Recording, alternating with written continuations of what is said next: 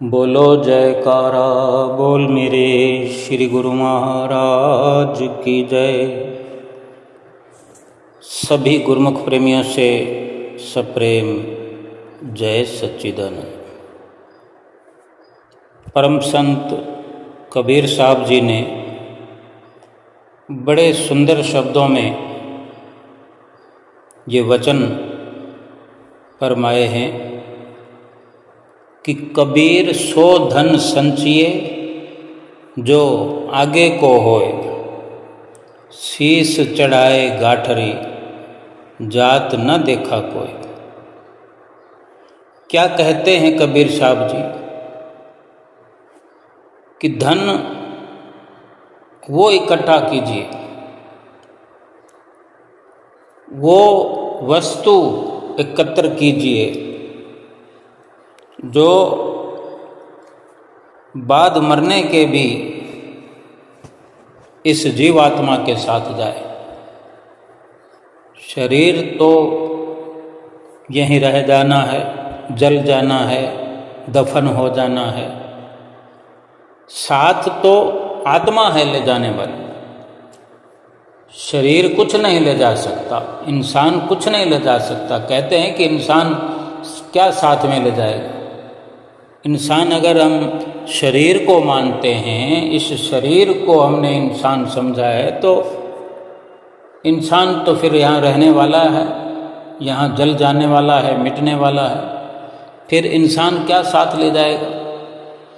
अगर इंसान हमने जीवात्मा को मान लिया है, इस जीव के बारे में अगर विचार करते हैं कि जीव साथ में क्या ले जाएगा, तब ये महापुरुषों के वचन हमें समझने चाहिए कि ये जीव इस शरीर के छूटने के बाद ये जीवात्मा क्या साथ लेके जाएगा। वही धन इकट्ठा करो, वही सामान इकट्ठा करो, वही वस्तु इकट्ठा करो जो जीवात्मा के साथ जाए। और जो साथ जाने वाली वस्तु है, जो साथ जा सकती है, तो फिर ये भी यकीनन निश्चिंत तो रहना चाहिए कि वो वस्तु यहाँ भी जीवात्मा के काम आने वाली है। और केवल वही वस्तु काम आने वाली है जो जीवात्मा के साथ जाएगी, वहाँ भी और यहाँ भी। बाकी संसार के सामान हैं, वो तो शरीर के काम आते, उस शरीर का गुजारा चलाने के लिए हैं। उनको भी इकट्ठा करना है, इस्तेमाल करना है। बल्कि ये नहीं कि जो साथ जाने वाली वस्तु, जीवात्मा के साथ जाने वाली वस्तु है, उसको छोड़ करके केवल शरीर के निमित्त काम आने वाली वस्तुओं को ही जीवन भर इकट्ठा करते रहे, तो ये शरीर यहीं रह जाएगा, वो वस्तुएं भी यहाँ रह जाएगी। संपत्ति दो तरह की मानी गई है। एक चल संपत्ति, जैसे कि रुपया पैसा, सोना चांदी के आभूषण, ये चल संपत्ति है, यानी हम जहाँ जाते हैं अपने साथ ले जा सकते हैं। दूसरी होती है अचल संपत्ति, जैसे जमीन, मकान। यदि कभी एक शहर से दूसरे शहर जाना हो तो नगद रुपया पैसा, सोना चांदी, गहने, ये तो एक स्थान से दूसरे स्थान पर, एक शहर से दूसरे शहर में हम ले जा सकते हैं, आसानी से ले जाए जा सकते हैं। मगर जमीन, जायदाद, मकान, जिसे हम अचल संपत्ति कहते हैं, ये साथ नहीं ले जा सकते। ऐसे ही मनुष्य का जो शरीर है, ये भी जमीन या मकान की तरह है। भक्ति और परमार्थ के नज़रिए से अगर देखा जाए, आध्यात्मिक दृष्टि से देखा जाए, तो ये शरीर जो है अचल संपत्ति है। इस लोक में इस मनुष्य शरीर से जितना काम ले लिया जाए, जितना हम इस शरीर से काम ले सकते हैं, वही काम का है, वही लाभ है। बल्कि बाकी इस शरीर को हम सोचें कि इस लोक से जाते वक्त परलोक में शरीर को साथ ले जाएंगे, क्या भला ऐसा हुआ है? जैसे किसी मकान को उठा करके नहीं ले जाया जा सकता, ऐसे ही इस शरीर को इस लोक से परलोक नहीं ले जाया जा सकता। इसलिए मनुष्य शरीर से जितना काम हो सके यहीं पे ले लिया जाए। जो आगे साथ नहीं जा सकता, तो आगे साथ ले जाने वाला जो धन है, जो वस्तु है, जो जीवात्मा के साथ जाने वाली है, वो इसी शरीर से कमाई जा सकती है। इसी शरीर के माध्यम से ही उस धन को इकट्ठा किया जा सकता है जो जीवात्मा के साथ जाने वाला है।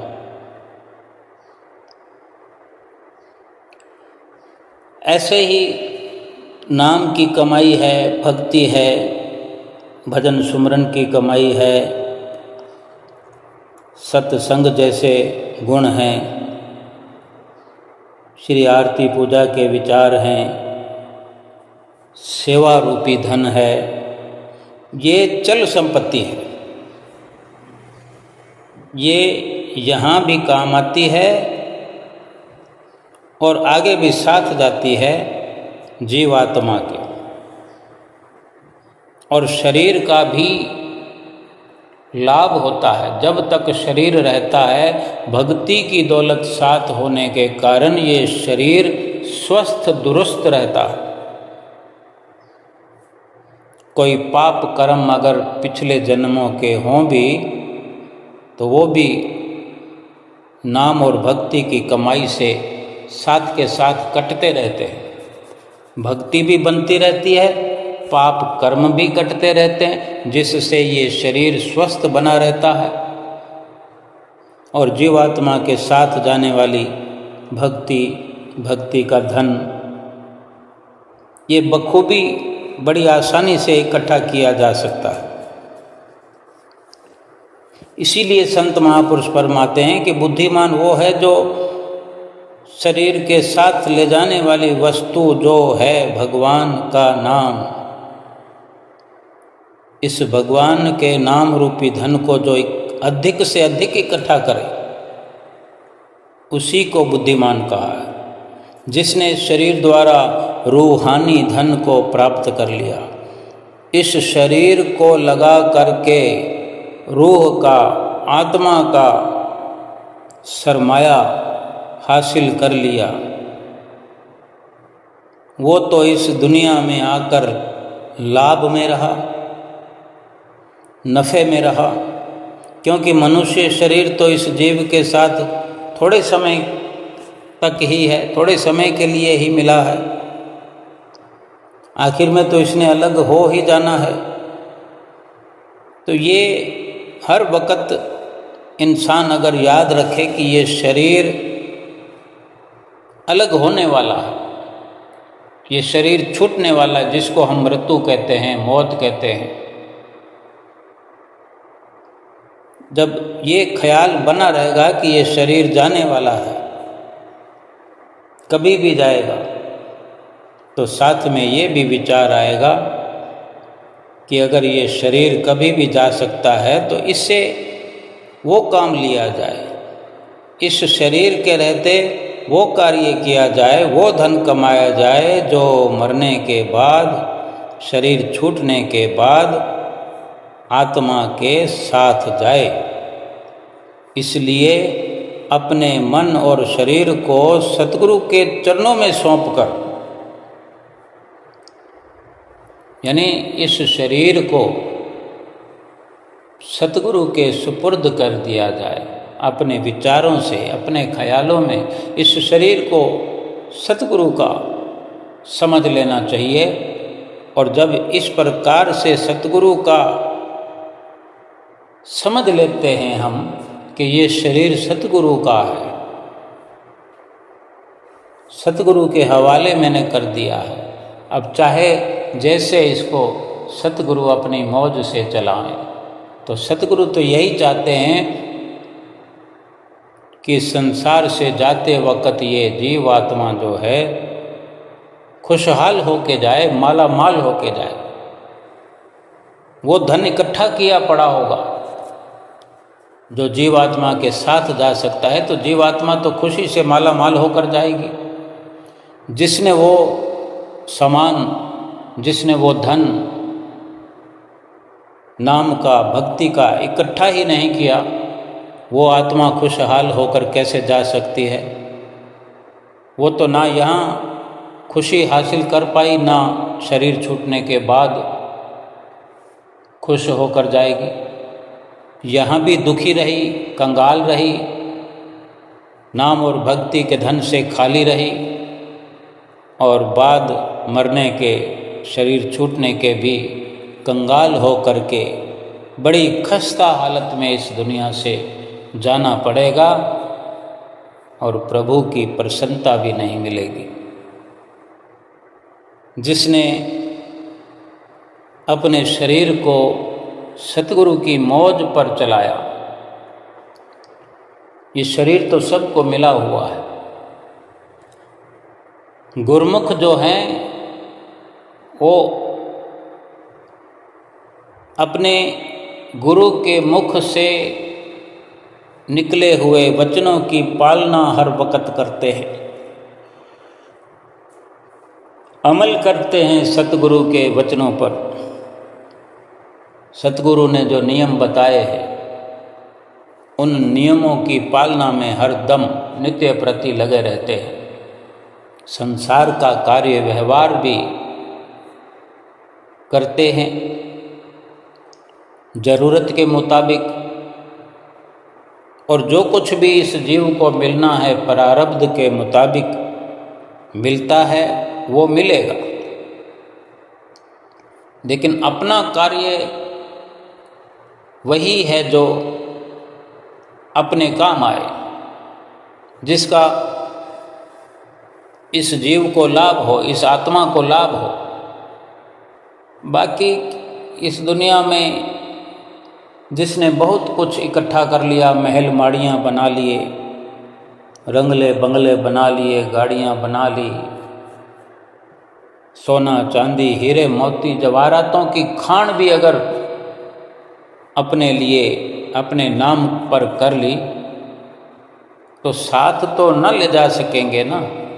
यहीं की यहीं धरी रह जाएगी, यहीं पड़ी रह जाएगी। वो सब ऐशो इशरियत, जायदाद, धन माल मिल्कियत सब कुछ यहीं पड़ा रहेगा। तो उसे अपना कैसे कह सकते हैं, और कैसे वो अपने काम आएगी? जब संसार से जाते वक्त जो वस्तु अभी पड़ी हुई है, वो हमारे काम जब इतने वर्षों तक नहीं आई, हम उसको खर्च नहीं कर सके, अपना लाभ नहीं कर सके, इस शरीर के द्वारा उसको एकत्रित किया, इस शरीर के वो काम आने वाली थी, फिर भी इस शरीर के हम पूरा उन वस्तुओं को काम में न ला सके, उनका सदुपयोग हम नहीं कर सके। इस शरीर के द्वारा ही हर वस्तु का इस्तेमाल किया जाता है, सदुपयोग किया जाता है।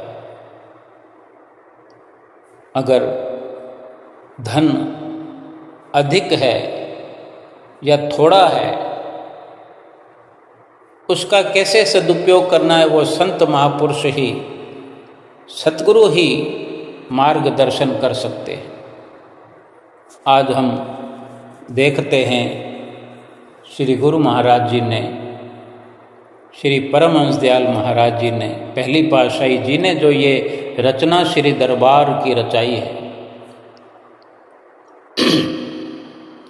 क्या कुछ श्री दरबार में बना दिया है, जंगल में मंगल बना दिया है। हजारों हजारों लोगों के लिए वहाँ रहने खाने की व्यवस्था की है कि जीवात्मा के लिए बड़ी आसानी से, सरलता से ये जीव, ये इंसान, ये गुरुमुख प्रेमी भजन भक्ति का सरमाया हासिल कर सके। क्या ज़रूरत थी उन जंगलों में जाकर के हमारे महापुरुषों को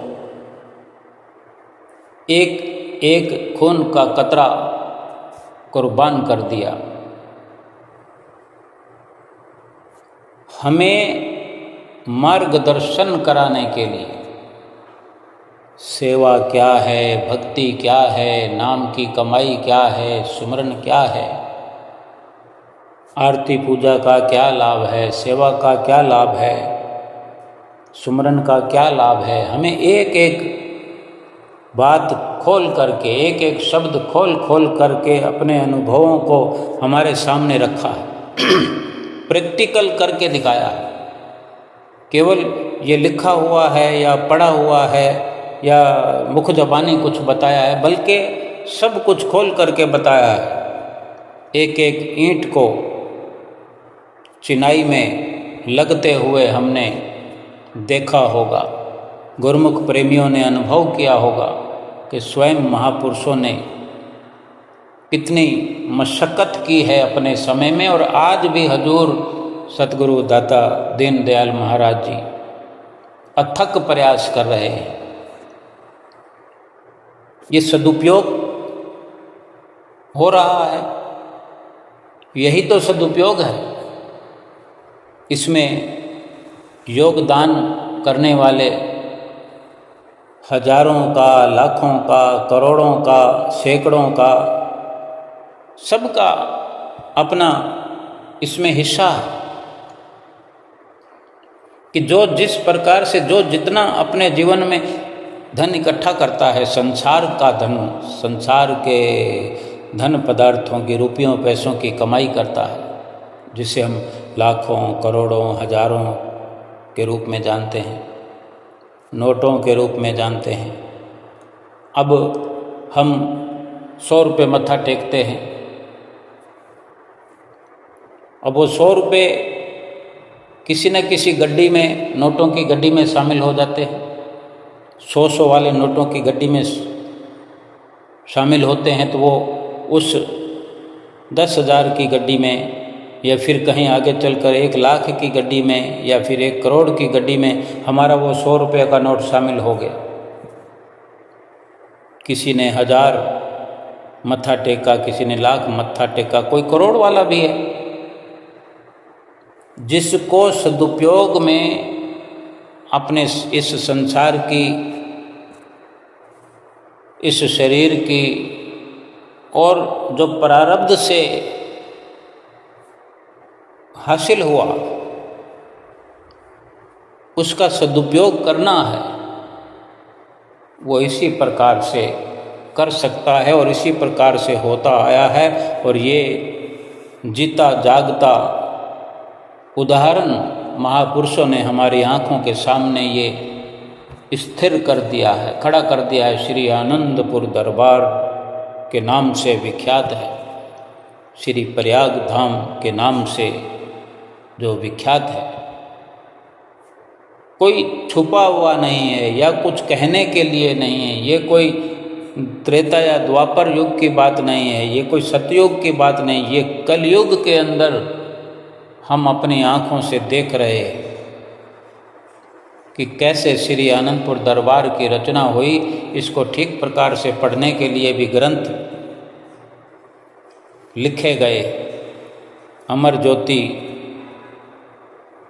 ग्रंथ जो श्री दरबार का सर्वप्रथम लिखा गया, सारा विवरण है उसमें। श्री आनंदपुर धाम की धरती को खरीदने से लेकर आज तक के हुए विस्तार का एक एक विवरण है। और फिर अमर ज्योति दर्शन ग्रंथ जो पंचम पातशाही गुरु महाराज जी का विशेष रूप से लेखनीबद्ध हुआ है, हुजूर गुरु महाराज जी की देख रेख में इसका उद्घाटन भी हुआ है। हम पढ़ रहे हैं कि केवल श्री आनंदपुर दरबार और श्री प्रयाग धाम में ही नहीं, बल्कि देश के चप्पे चप्पे पर, हर शहर, हर गांव, हर नगर में श्री दरबार की छोटी छोटी रचनाओं के रूप में सुंदर आश्रम बने हुए हैं। आज हम वहाँ जा कर के बैठते हैं, पंखे लगे हैं, कूलर लगे हैं, एयर कंडीशन लगे हुए हैं। वहाँ बैठ कर के हम भक्ति और परमार्थ का सरमाया एकत्र करते हैं, कर सकते हैं। श्री आरती पूजा होती है, सेवा होती है, सत्संग होते हैं, दर्शन होते हैं और सुमरन होता है।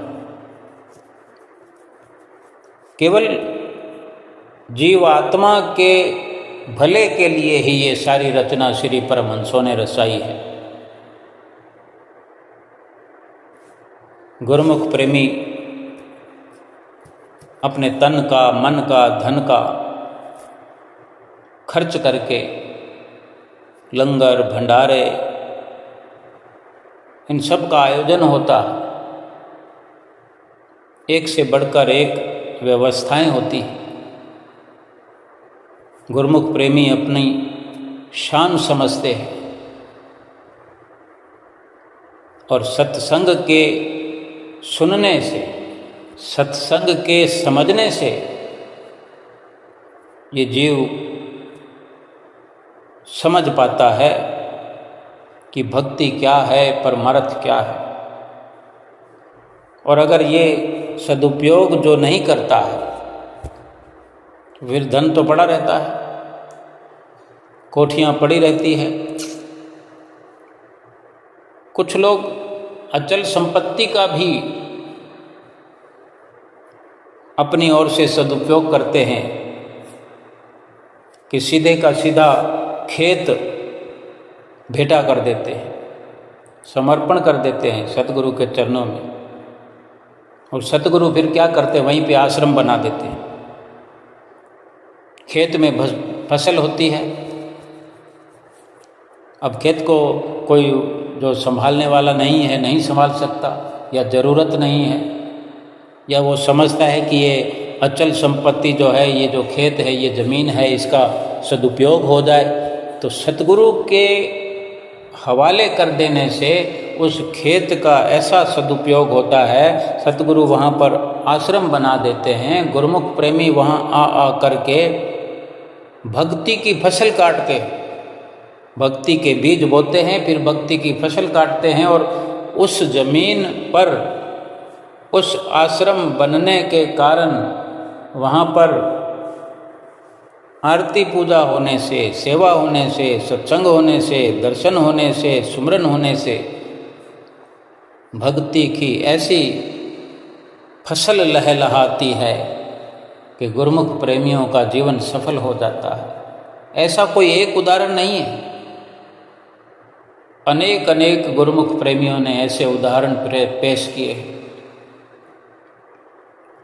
भाव कहने का यही है कि जो कुछ भी प्रारब्ध से मिलता है, थोड़ा हो ज़्यादा हो, शरीर को जिस प्रकार से चलाएं चलता है, शरीर का इंतजाम करने के साथ साथ आत्मा का भी इंतजाम करना चाहिए कि जो शरीर छूटने के बाद जीवात्मा को ऐसा लाभ हो कि जीवात्मा फिर से कंगाली की हालत में ना पहुँचे, गिरावट में ना जाए, 84 लाख योनियों में ना जाए।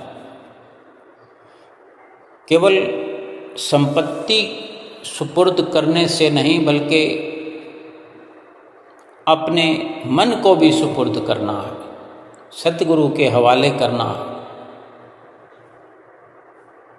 मन भी अगर सतगुरु के हवाले करते हैं तो मन भी सत्संग में, भक्ति के रंग में सतगुरु रंग देते हैं। मन में भक्ति की और नाम की खुमारी चढ़ी रहती है। गुरुमुख प्रेमियों को हम देखते हैं कि सब कुछ छोड़ छाड़ कर सतगुरु के चरणों में जाकर के बैठ जाते हैं। कुछ तो उनके मन में चलता होगा,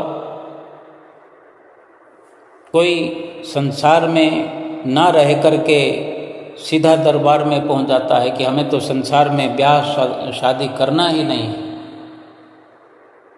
ये भी उनका प्रारब्ध है। कुछ गुरुमुख प्रेमी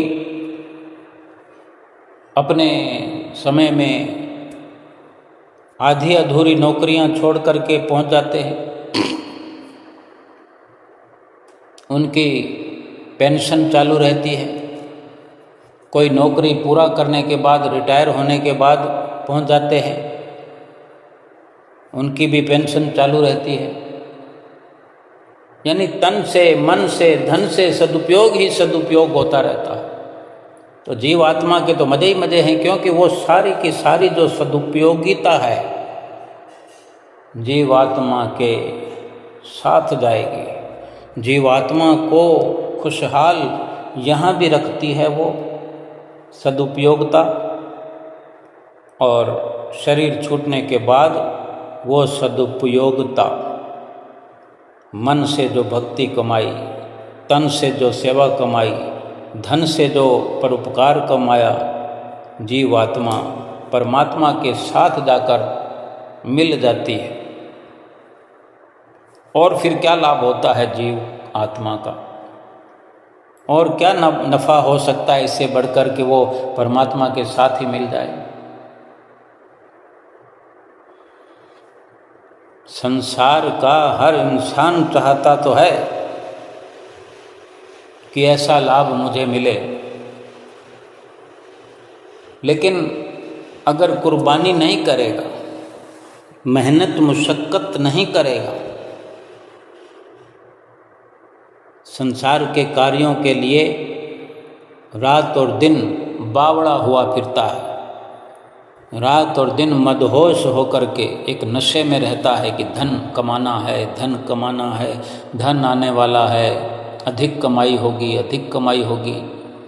शरीर का बुरा हाल कर लेता है, कर रहा है, करता रहेगा। इसी शरीर से भक्ति कमाना है, कोई और अलग से व्यवस्था थोड़ी है। जिस शरीर से संसार की उत्पत्ति हम कर रहे हैं, संसारिक लाभ कमा रहे हैं, उसी संसार से, उसी शरीर से परमार्थ लाभ ही होना है। लेकिन जब तक उस रास्ते पर जाए नहीं, जब तक सतगुरु से मुलाकात हो नहीं, जब तक सतगुरु को अपना मन, अपना तन समर्पण करे नहीं, तो वो सतगुरु के वचन जो अनमोल हैं, वो सतगुरु की आज्ञा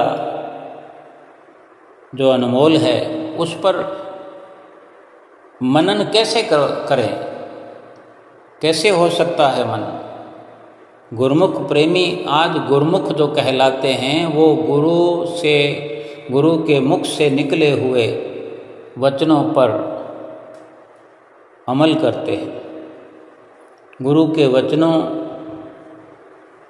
की मान्यता को समझते हैं, तभी गुरुमुख कहलाते हैं।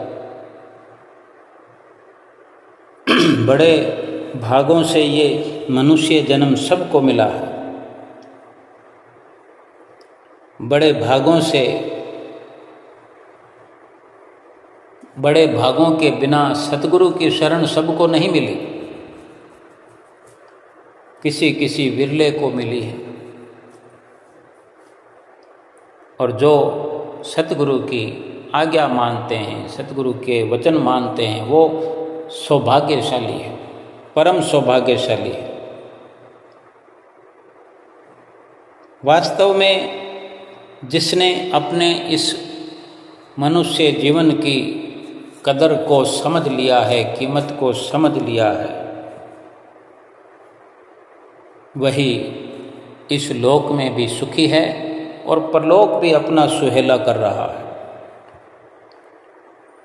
इसीलिए महापुरुष बार बार फरमाते हैं कि कबीर साहब जी ने जो वचन फरमाए कि कबीर सो धन संचिए जो आगे को होए, शीश चढ़ाए गाठड़ी जात ना देखे कोई।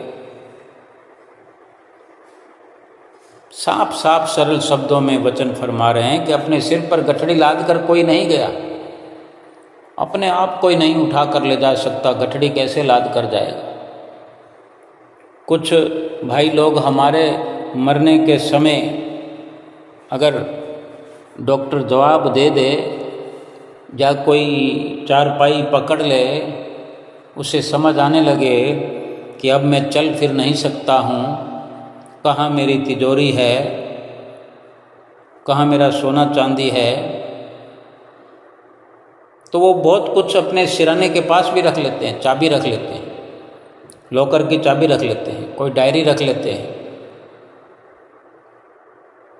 लेकिन ये मोह जो जीवन भर उन्होंने ये समझा कि ये मेरा है, ये मेरा है, ये मेरा है, भक्ति के धन को ना अपना बनाया, ना भक्ति का धन इकट्ठा किया, ना भक्ति को समझा, ना सतगुरु की शरण हासिल की।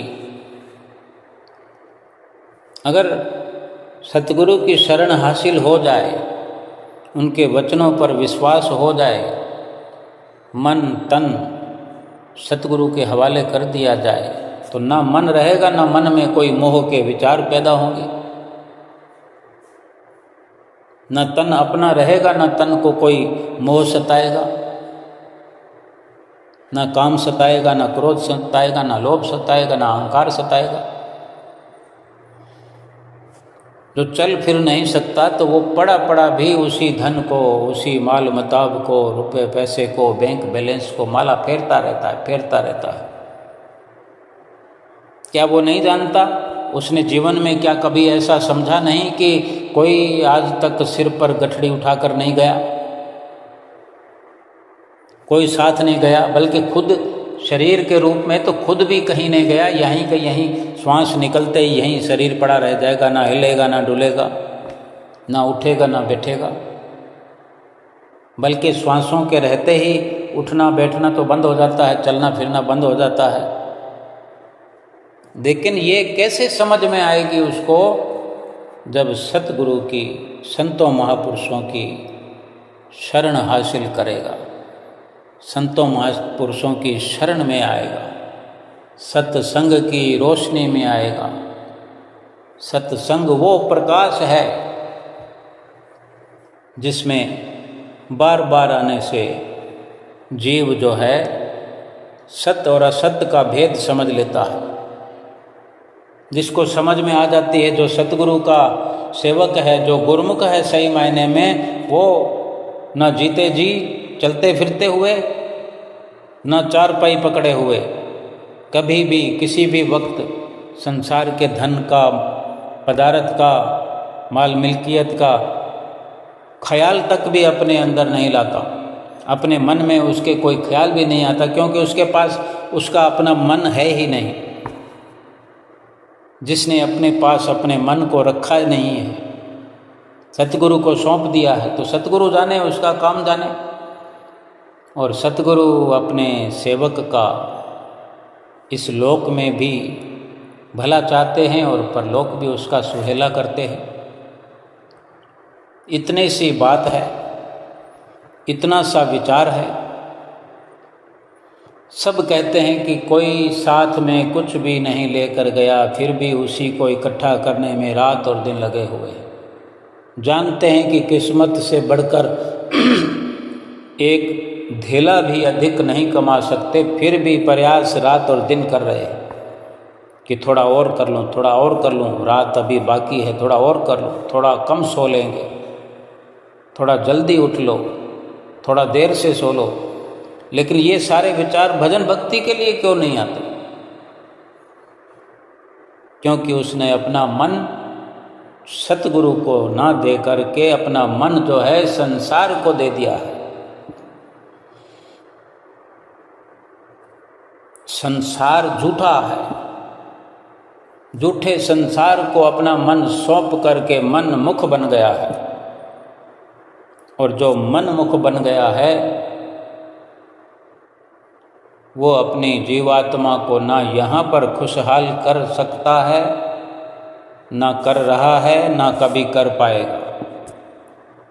रोती कुरलाती हुई ये जीवात्मा इस जीवन में भी रही और परलोक में भी रोते कुरलाते चली जाएगी, जहाँ कुदरत का फैसला यही होगा कि अगर नाम भक्ति की कमाई नहीं की है,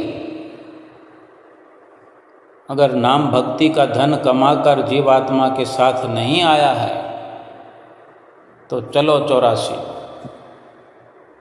कहने को तो हर किसी मुर्दे को ले जाते वक्त ये पीछे चलने वाले लोग कहते हैं राम राम सत्य है, सत्य बोलिया गत है। चलो चित्र काशी बैकुंठवासी, बहती गंगा वहाँ मुक्ति पासी। क्या शरीर को या शरीर की हड्डियों को चित्र काशी ले जाओ, गंगा में ले जाओ, कौन सी बैकुंठ आएगी मरने के बाद? इस शरीर को कौन बैकुंठ पहुंचाएगा? शमशान के सामने, शमशान के अंदर हमारी आंखों के सामने शरीर को जला दिया जाता है। कौन मुक्ति पाएगा? किसकी मुक्ति होगी? शरीर तो जलकर मुक्त हो गया, क्या ये मुक्ति है? शरीर के रहते जो पाप कर्म हुए इस जीवन में, जीवन भर गिन गिन करके चुन चुन करके पाप किए, उसका हर्जाना तो जीवात्मा भोगने के लिए तैयार खड़ी हुई है। कुदरत ने उसे घेरे में ले लिया है। कौन सी मुक्ति की बात करते हैं? कौन से सत्य की बात करते हैं कि राम राम सत्य है, सत्य बोले गत है? अगर सत्य ही बोला जाए, सत्य बोल के ही गत करनी है तो जीवन भर झूठ बोलते रहे तो अब सत्य बोल करके किसकी गत हो रही है? जो सत्य बोलने वाले हैं, साथ में चलने वाले, वो उच्चारण तो कर रहे हैं लेकिन क्या वो सत्य बोलेंगे? शमशान में बैठ करके कितने बातें, कितने बिजनेस के, कितने झूठ, कितनी निंदा चुगलियाँ सब होती है। भजन कीर्तन का अगर नाम ले लिया जाए तो माथे पे शिकन हो जाती है कि आज तो मौका मिला है इतने लोगों के साथ डींग हाँकने का, वो भी नाम जपने में ये समय खराब कर दें। बेशक कोई कहता नहीं है, इतनी मर्यादा तो है, लेकिन भीतर ही भीतर तो यही विचारधारा चलती है और जिसका दाव लगता है वो तो 2 के 4 के गुट में बटे हुए लोग अपनी मनोरंजन के प्रयोजन से एक जगह बैठे हुए नजर आते हैं। अपनी जीवात्मा की किसको चिंता है? केवल शरीर की और परिवार की, ये मेरा है, ये मेरा है, ये उसके नाम कर दिया, ये उसके नाम कर दिया, ये उसके नाम कर दिया, सबको बराबर बराबर बांट दिया।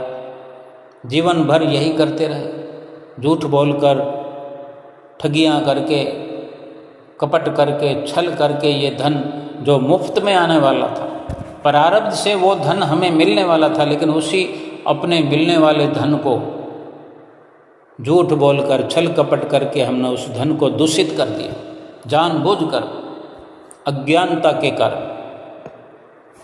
एक दुकान वाला, एक रेडी वाला, एक नौकरी वाला, एक डिपार्टमेंट में बैठकर, कोई ऑफिसर बनकर, सब अपनी तरफ से झूठ बोलने में, छल करने में, कपट करने में कोई कसर नहीं छोड़ रहे हैं। तो समझो अपनी तरफ से ये जो पापों का पुलिंदा बना रहे हैं, पापों का जो जखीरा इकट्ठा कर रहे हैं, ये जीव आत्मा पर पहले भी बहुत बोझ पड़ा हुआ है, जिसको धोने के लिए ये मनुष्य शरीर मिला था।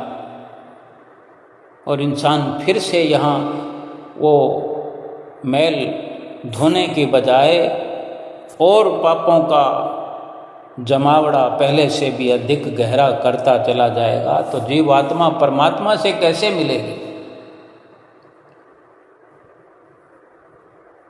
ये विचार करने की ज़रूरत है, सबको विचार करने की ज़रूरत है। धन का सदुपयोग, तन का सदुपयोग, मन का सदुपयोग, शरीर को ठीक प्रकार से सदुपयोग में लगाया जाए। शरीर मालिक नहीं है, शरीर नौकर है, इसको मालिक बना दिया है। और ये जीव शरीर के पीछे पीछे नौकर बना हुआ फिर रहा है, और जीवात्मा बेचारा अधीन हुआ, मजबूर हुआ, वो सब कुछ सहने को मजबूर है। क्या करे? जीवात्मा तो यही चाहता है कि भगवान का नाम हो, भगवान का सुमरन हो, सत्संग हो, कीर्तन हो, सेवा हो, ताकि मेरा बोझ उतरे। बहुत भारी भरकम जो सूक्ष्म गठड़ी पापों की सिर पर लदी है जीवात्मा के ऊपर, जो दिखाई तो नहीं देती, दिखाई नहीं देती, लेकिन देखने के लिए भी जो नज़रिया इंसान को मिलता है वो भी सतगुरु ही प्रदान कर सकते हैं कि हम इस शरीर में देखें, इस शरीर को कितने रोग लगते हैं। जीवन में कितने कितने अवसर हमने देखे होंगे। कभी सर दुखता है, कभी आंख दुखती है, कभी कमर दुखती है, कभी घुटने दुखते हैं, कहीं ऑपरेशन हो रहा है, कहीं मुसीबत के मारे खड़े हुए हैं, खस्ता हालत में कहीं पड़े हुए हैं, कोई पूछने वाला नहीं है। अगर कोई पूछने वाले हैं भी सही तो वो मदद करने में असमर्थ हैं, लाचार हैं। हम फटी आँखों से देखते रहते हैं। ये सब क्या है? ये जीवात्मा पर जो गठरी पापों की साथ आई है, ये वो इस शरीर से भुगतान हो रहा है। यानी मजबूर होकर ये शरीर भुगतान करता रहेगा, मुसीबतें झेलता रहेगा, दुख उठाता रहेगा, कटता रहेगा, फटता रहेगा। डॉक्टर ऑपरेशन के नाम पर इसको चीर-फाड़ कर देता है। कोई भी हमें चार शब्द सुना करके हमारे दिल को छलनी कर देता है। जिनको हम अपना समझते हैं वही हमें एक एक शब्द से जारो जार रोने के लिए मजबूर कर देते हैं। जीवन त्राही त्राही करता हुआ बीतता है। क्या इस शरीर से भजन सुमरन की कवायद नहीं हो सकती? क्या इस शरीर से सेवा नहीं हो सकती? क्या इस शरीर से दंडवत नहीं कर सकते?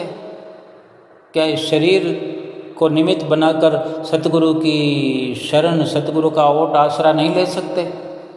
ये जिह्वा जो निंदा करती है, चुगली करती है, सतगुरु की महिमा का गायन ये जिह्वा नहीं कर सकती?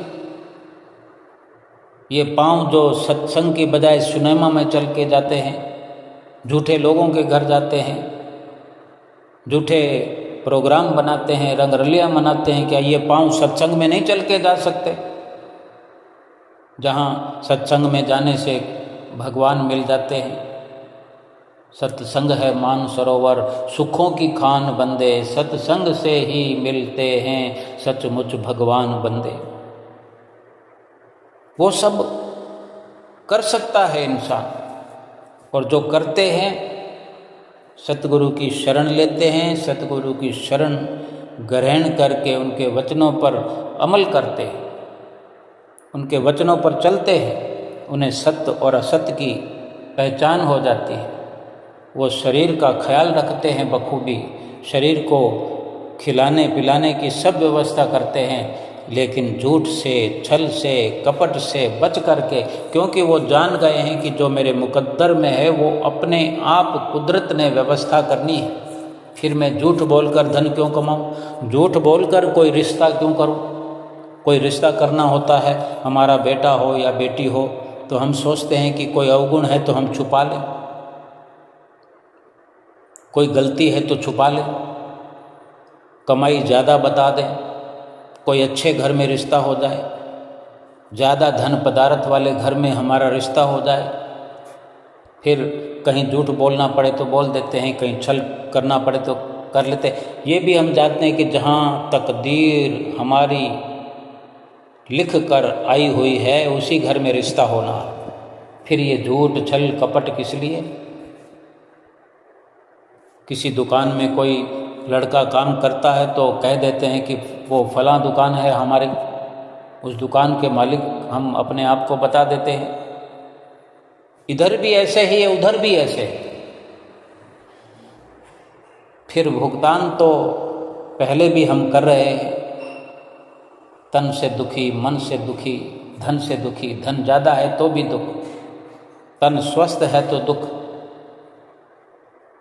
मन को कोई परेशानी नहीं है फिर भी दुख, क्योंकि सब कुछ सतगुरु को पीठ देने पर, संसार को मुख देने पर, संसार की ओर मुंह होने से सब कुछ उल्टा पुल्टा हो जाता है। झूठ का ही सरमाया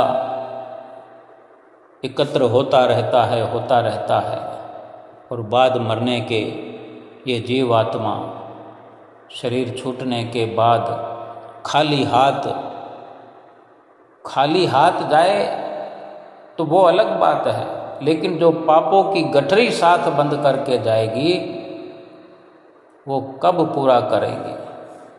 84 लाख योनियां भुगत कर तो पहले से आए, जाने सदियां बीत गई और फिर से वही मुसीबत जीवात्मा के पल्ले पड़ जाएगी। गुरुमुख प्रेमियों, आज बड़ा सुंदर वक्त है। जो भी अवस्था है हमारी, हम उसको स्वीकार करें। झूठ से, छल से, कपट से बचते हुए, काम, क्रोध, लोभ, मोह, अहंकार को किनारे करते हुए, और ये सभी तब मुमकिन है सतगुरु की शरण हासिल कर ली है तो ठीक, नहीं तो सतगुरु की शरण हासिल करके उनके वचनों की पालन करें। सुख सतगुरु के चरणों में। कोई तन दुखी, कोई मन दुखी, कोई चित्त उदास, एक एक दुख सबन को, सुखी संत का दास। बोलो जयकारा बोल मेरे श्री गुरु महाराज की जय।